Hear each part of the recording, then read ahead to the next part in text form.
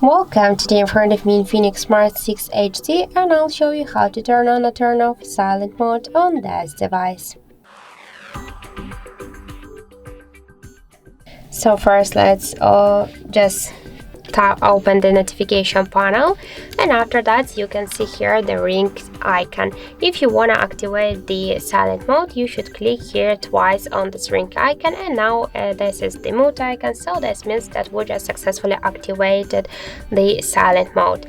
If you want to turn off the silent mode, you should click here only once again on this mute icon, and that's it. Also, we can do it by the second way. Just first press up or down volume button. After that, click here twice on this bell icon, and now our calls and notifications, they will be muted. This means that we just successfully activated the silent mode, and to turn it off, we should click here only once again on this bell icon, and that's it. So thank you for watching, and if you find this video helpful, don't forget to leave a like, comment, and to subscribe our channel.